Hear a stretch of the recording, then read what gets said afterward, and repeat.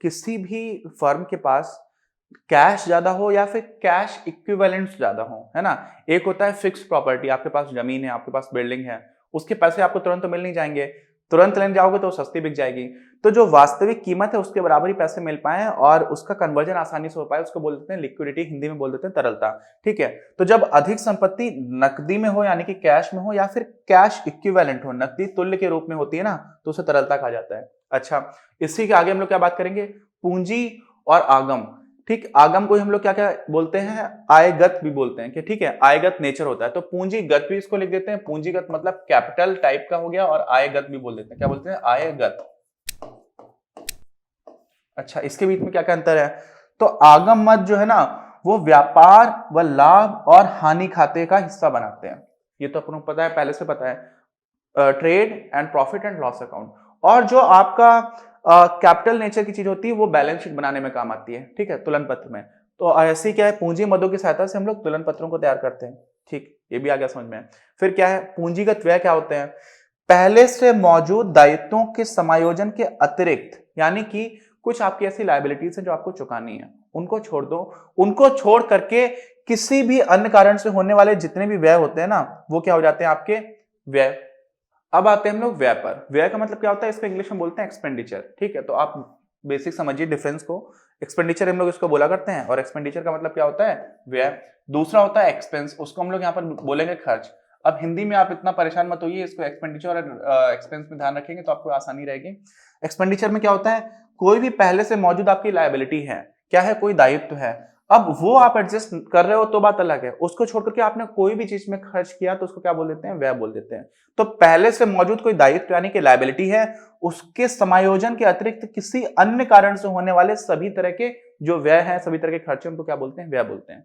अच्छा, अब व्यय को व्यापार में लाभ के उद्देश्य से किया जाता है। ठीक, क्यों कोई व्यय करता है, तो समझिए हम लोग बात क्या कर रहे थे, हम लोग बात कर रहे हैं कैपिटल और रेवेन्यू क्या होता है, पूंजीगत और आयगत क्या होता है, उसी में व्यय की बात कर रहे हैं। तो व्यय, पूंजीगत व्यय और आयगत व्यय क्या होती है, इसकी बात करेंगे। अब व्यय क्या होता है, पहले हम लोगों ने ये बात कर ली, क्यों किया जाता है, तो आपको कुछ प्रॉफिट, फ्यूचर में पैसे आने का उम्मीद होती है। फ्यूचर पैसे आने की उम्मीद मतलब क्या हुआ, आपने कोई मशीन लगाई तो आपने तो पहले पैसे खर्च किए, लेकिन आपको उम्मीद है कि फोटोकॉपी मशीन से आप लोगों का प्रिंट करोगे बार बार, तो उससे आपको क्या होगी, अर्निंग होगी, और वो अर्निंग ज्यादा होगी। तो क्या होता है, ज्यादा अर्निंग हो जाएगी, जितनी आपने लागत लगाई थी, तो उसको बोलते हैं लाभ। तो लाभ होगा, इस उद्देश्य से व्यय किया जाता है। ठीक है, अच्छा, ऐसे ही आपने किसी को सैलरी दी, नौकरी पे रखा, आपने उसको सैलरी दी, तो आप क्या सोचो कि इस इंसान से जितना भी आपको काम मिलेगा, उस काम को आप ज्यादा पैसे में बेच पाओगे तो आपको ज्यादा प्रॉफिट मिलेगा। ठीक है, तो ज्यादा में बेच पाया और आपने सैलरी निकाल दी, तो जो खर्चा वो लाभ हुआ। तो लाभ के उद्देश्य से व्यय किया जाता है। ठीक है, और किए गए व्यय का जो लाभ है ना, वो एक लेखा वर्ष में भी मिल सकता है या फिर उससे अधिक समय में भी मिल सकता है। जैसे कोई मशीन आपने खरीदी, फोटोकॉपी मशीन, तो वो एक साल के लिए तो रहती नहीं, एक साल से ज्यादा चलेगी, है ना। ऐसी स्थिति में उस व्यय का फायदा एक साल से ज्यादा समय तक मिलेगा। लेकिन मान लीजिए आपने क्या किया, आपने किसी इंसान को सैलरी दी महीने भर की, अब वो महीने भर की सैलरी उसने नौकरी की, आपने दे दी, तो अब उस इंसान के काम का आपको आगे थोड़ी फायदा मिल रहा है, वो तो चला गया। तो ऐसी स्थिति में क्या होता है, कुछ ऐसे एक्सपेंडिचर्स हैं जो एक साल के अंदर का ही बेनिफिट देते हैं, एक साल से कम समय के लिए, और कुछ होते हैं जो एक साल से ज्यादा के लिए। अब एक साल क्यों इंपॉर्टेंट है बताइए। एक साल इसलिए इंपॉर्टेंट है क्योंकि हम लोग जिस अकाउंटिंग पीरियड को स्टैंडर्ड मानते हैं, जिस लेखांकन करने के समय को स्टैंडर्ड मानते हैं, वो एक साल का होता है। हमारे यहाँ पर 1 अप्रैल से लेकर 31 मार्च तक है, कुछ देशों में 1 जनवरी से लेकर 31 दिसंबर तक चलता है। तो इसी कारण की वजह से एक साल हमारे लिए इंपॉर्टेंट हो जाता है। ठीक, अच्छा, तो क्या होता है कि कोई भी व्यय है उसका या तो एक साल के अंदर का फायदा होगा या फिर एक साल से ज्यादा के लिए होगा। तो जिन व्ययों का एक साल से कम समय के लिए फायदा होता है ना, आगम व्यय ऐसा व्यय होता है जिसका लाभ अधिकतम एक लेखा वर्ष तक के लिए ही मिलता है। ठीक है, एक साल या उससे कम के लिए मिलता है, उसको हम लोग बोल देते हैं क्या, रेवेन्यू एक्सपेंडिचर। आगम व्यय क्या बोल देते हैं, रेवेन्यू एक्सपेंडिचर। ठीक है, अच्छा, फिर क्या दूसरा, सामान्यतः आगम व्यय को दैनिक व्यापार संचालन के लिए प्रयोग किया जाता है ना। चाय आ गई, कॉफी आ गई, और थोड़ा बहुत रॉ मटेरियल चाहिए, इन्वेंट्री खरीदनी है, सैलरी देनी है, तो जो आपका बिजनेस चलता रहे उसके लिए खर्च किया जाता है, उसको हम लोग बोल देते हैं रेवेन्यू एक्सपेंडिचर, है ना। और क्या उदाहरण, जैसे वर्तमान लेखा सत्र में किया गया वेतन का भुगतान, आपने जो लोगों को सैलरी दे दी, आप इस लेखा वर्ष में, वो उसका आपको अगले साल तो फायदा मिलेगा नहीं, को आने वाले लेखांकन सत्र में लाभ नहीं देता है। इसीलिए क्या होता है, इसलिए जो सैलरी है, जो वेतन है, वो क्या है, वो एक तरह का रेवेन्यू एक्सपेंडिचर है। अच्छा, और क्या है? पूंजीगत व्यय। अब पूंजी व्यय भी लिखते हैं, पूंजीगत व्यय भी लिखते हैं, पूंजीगत ज्यादा सही है तो इसको हम लोग लिख देंगे पूंजीगत। पूंजीगत व्यय में क्या हो जाता है? यदि व्यय का लाभ एक लेखांकन सत्र से अधिक समय तक मिलता है, ठीक, इसका उदाहरण क्या बोल सकते हैं? जैसे मान लीजिए आपने कोई अचल परिसंपत्ति खरीदी, फर्नीचर खरीद लिया, क्या खरीद लिया? फर्नीचर। अब आपकी दुकान पे फर्नीचर पड़ा हुआ है, वो 1 साल के लिए तो है नहीं, 1 साल से ज्यादा समय के लिए है, तो आपने जो खर्च किया था उसका लाभ आपको अधिक समय तक मिल रहा है। क्या है? अधिक समय तक मिल रहा है। तो आप ये सोचिए, लेखा वर्ष में, ये बात हम लोग पहले कर चुके, लेकिन फिर से आपको एम्फसाइज कराते हुए बता रहा हूं कि ऐसा क्यों करते हैं। खर्च आपने किया 50,000 रुपए का फर्नीचर खरीदा। अब वो 50,000 रुपए आपके 1 साल में तो खर्च हो गए, जिस दिन भी आपने खरीदा, लेकिन उसका फायदा तो अगले 5 साल तक मिल रहा है। तो क्या ये बात सही नहीं है कि अगले 5 साल में, क्योंकि आप अपने फाइनेंशियल स्टेटमेंट्स बना रहे होते हो, प्रॉफिट एंड लॉस स्टेटमेंट्स में बनाते हो, सारी चीजें बनाते हो, तो वो उसमें उन अगले साल भी कुछ खर्चा इसका दिखाया जाए, उसके बाद भी कुछ खर्चा इसका दिखाया जाए। तो इसीलिए हम लोग क्या कर देते हैं, उसको हम लोग अलग अलग समय पर ह्रास दिखा देते हैं। क्या दिखा देते हैं? डेप्रिसिएशन दिखा देते हैं। और ये जो डेप्रिसिएशन है वो क्या होता है? वो एक तरह का एक्सपेंस होता है। ठीक है, क्या होता है?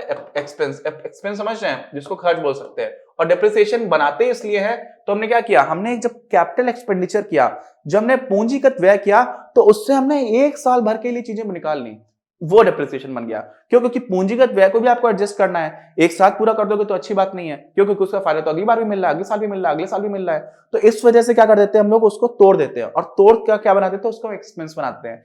तो एक्सपेंडिचर से हम लोगों ने एक्सपेंस बना दिया। एक्सपेंडिचर, बड़ा एक्सपेंडिचर जो था, कैपिटल एक्सपेंडिचर कई सालों के लिए हो रहा था, उसको तोड़ के एक्सपेंस बना दिया। और एक्सपेंस या खर्च आमतौर पर कम समय के लिए हम लोग बातचीत करते हैं, तो हम लोग उसको खर्च बोलते हैं। व्यय लंबे समय के लिए भी हो सकता है, कम समय के लिए भी हो सकता है। कम समय के लिए तो आगम व्यय हो गया, लंबे समय के लिए तो पूंजीगत व्यय।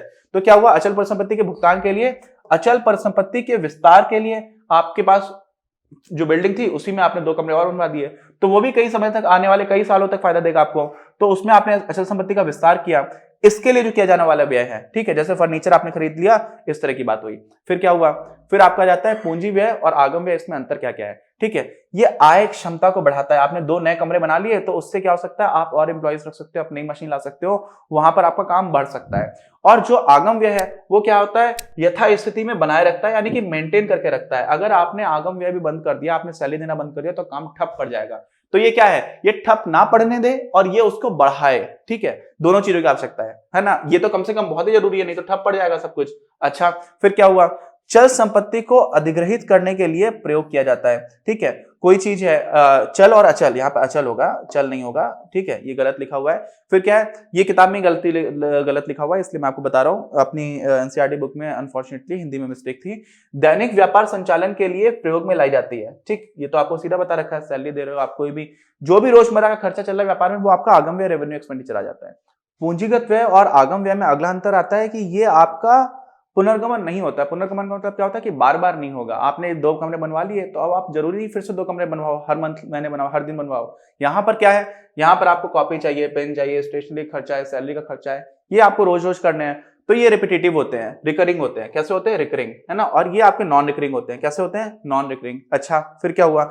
एक या एक से अधिक लेखांकन सत्र के लिए लाभकारी होता है। ये बात हम लोगों ने स्टार्टिंग की थी। ये एक ही लेखांकन वर्ष के लिए ही लाभकारी होता है। लेखांकन सत्र नॉर्मली बोलना चाहिए, लेकिन हमारे यहाँ पे जो सत्र होता है लेखांकन, वो 1 वर्ष के बराबर ही रहता है। सारी जगह पर वैसा ही रहता है लगभग लगभग। तो ठीक है, कभी कभी ऐसा होता है कि हम लोग क्वार्टरली पीरियड को, 3 महीने को हम लोग तिमाही को ही मान लेते हैं, क्या है, कोई लेखांकन सत्र, ऐसा भी हो जाता है। अच्छा, अब पूंजीगत व्यय में क्या होता है, ह्रास का विषय है, तुलन पत्र पर लिखा जाता है। ठीक, अच्छा, और ये क्या है आपका, तुलन पत्र पर लिखा जाता है, मतलब हम लोग बैलेंस शीट बना देते हैं, है ना। तो आप जो ह्रास हो रहा है वो तो आपका प्रॉफिट एंड लॉस में चला जाएगा, लेकिन बाकी जो चीज है, जो डिप्रिसिएशन की वजह से हो रहा है, ये प्रॉफिट लॉस में चला जाएगा, वहां से कट कर देना।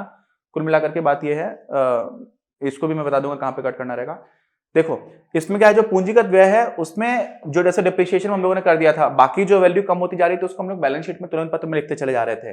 और यहाँ पर क्या है, बकाया के समायोजन तथा पूर्व भुगतान का विषय है, व्यापारिक तथा लाभ और हानि खाते में लिखा जाता है। ठीक है, तो आपको इसको हमेशा ही अलग कहां पर लिखते हो, ट्रेड और जो आपका प्रॉफिट एंड लॉस अकाउंट है, trade and profit and loss account, उसी में आप लिख देते हो। ठीक, अच्छा, अब क्या हुआ, कभी कभी ऐसा हो जाता है कि पूंजीगत व्यय है या आगम व्यय है, इसको अलग अलग करना कठिन हो जाता है, पहचान नहीं पाते हैं। जैसे कि समझ लीजिए विज्ञापन पर आपने खर्च किया। अब विज्ञापन पर आपने कोई ऐसी कैंपेन चलाई जिसमें बहुत खर्च किया। आपकी कंपनी मान लीजिए 50-25 करोड़ का टर्नओवर है हर साल का। अब 25 करोड़ के हिसाब से आपने 5 करोड़ रुपए इस बार एडवर्टाइजमेंट पे खर्च कर दिया। तो ये 5 करोड़ जो एडवर्टाइजमेंट है वो क्या करेगा, आपकी कंपनी का नाम बहुत सारे लोगों के दिमाग में बैठा देगा। तो इसका फायदा आपको अगले वर्ष में भी मिल सकता है। तो इस हिसाब से जो विज्ञापन का खर्चा हुआ वो तो क्या हो गया, क्योंकि एक साल से ज्यादा पे फायदा मिल रहा है, इसलिए क्या होना चाहिए, इसलिए कैपिटल एक्सपेंडिचर होना चाहिए, पूंजीगत व्यय होना चाहिए। लेकिन इसको हम लोग आयगत व्यय मानते हैं, है ना।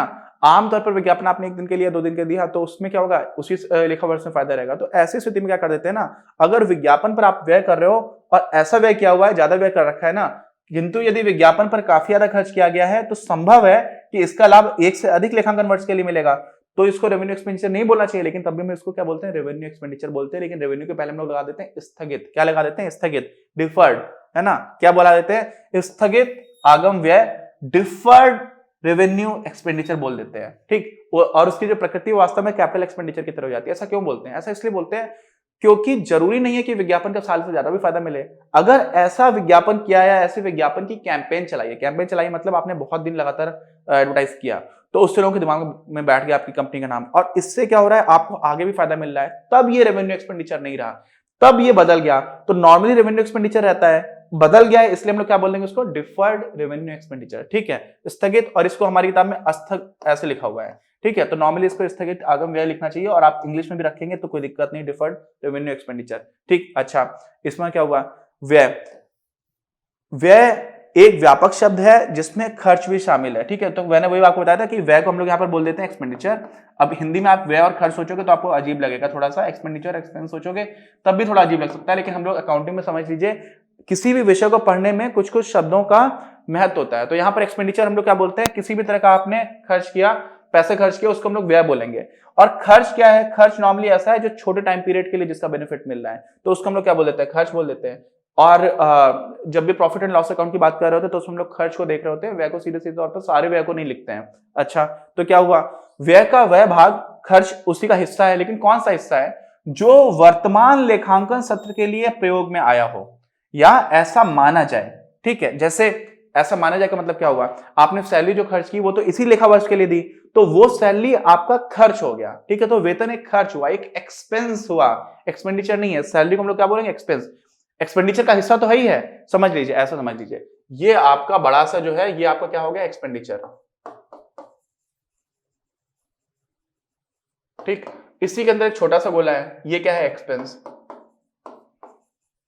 अब जो कुछ इस छोटे वाले गोले में है, ठीक है, इस छोटे वाले गोले में जो कुछ भी है वो सब कुछ बाहर वाले में तो है ही है, क्योंकि बाहर के अंदर ही छोटा वाला आ रहा है, तो हर एक तरह का एक्सपेंस जो है वो एक्सपेंडिचर भी है। लेकिन यहां का जो एक्सपेंडिचर है मान लीजिए वो इस गोले के अंदर तो है नहीं, तो हर तरह का एक्सपेंडिचर एक्सपेंस नहीं है, ये बात है, ठीक है, समझ गए। तो ऐसे में क्या हो रहा है कि खर्च क्या है, एक्सपेंस क्या है, एक्सपेंस वो भाग है जो 1 साल के लिए हो रहा है, सैलरी हो गया, स्टेशनरी का खर्चा हो गया, कॉपी किताब का हो गया, इस तरह की चीजें।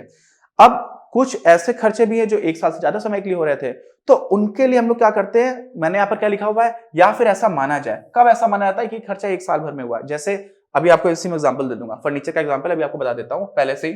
50,000 रुपए का आपने फर्नीचर खरीदा, कितने का खरीदा, 50,000 रुपए का, और मान लीजिए 5 साल चलेगा, कब तक चलेगा, 5 साल। तो आप क्या मान लेते हो, आप ये मान लेते हो कि हर साल 10,000 रुपए का ही खर्चा हो रहा है। क्या, कितने का हो रहा है, 10,000 रुपए का। क्यों, क्योंकि आप उसको 5 साल के लिए प्रयोग कर रहे हो, तो हर साल जब 10,000 रुपए का खर्च हो रहा है तो क्या करोगे, 1 साल के बाद इसकी जो वैल्यू रहेगी फर्नीचर की वो घटा करके कितना लिख दोगे बैलेंस शीट में, 40,000। तो इस हिसाब से क्या हो जाएगा, 10,000 रुपए आपने डिप्रिशिएट कर दिया, ह्रास लगा दिया। तो ये जो ह्रास है वो क्या बन जाता है, एक खर्च बन जाता है। क्यों, क्योंकि वास्तव में तो फर्नीचर रखा हुआ है, आप ऐसा मान रहे हो कि 1 साल में 10,000 रुपए ही यूज किया गया, इसलिए ऐसा माना गया है। वहां पर नॉट नेसेसरली पूरी तरह से हुआ है, वो माना है हम लोगों ने अकाउंटिंग पर्पसेस के लिए, तो उसको भी हम लोग क्या बोल देते हैं, लेखांकन सत्र का खर्च बोल देते हैं, expense of the current year या करंट अकाउंटिंग ईयर या करंट अकाउंटिंग सेशन, ठीक। अच्छा, आगे, अच्छा, अब आगम व्यय, आयगत व्यय को वर्तमान लेखा सत्र का खर्च माना जाता है, जिसे व्यापारिक लाभ और हानि खाते में लिखा जाता है, ठीक है। इसी में हम लोग इसकी एंट्री करते हैं, जबकि वेतन जैसे है वो वर्तमान वर्ष का एक खर्च हो गया, ये आपको समझ आ गया।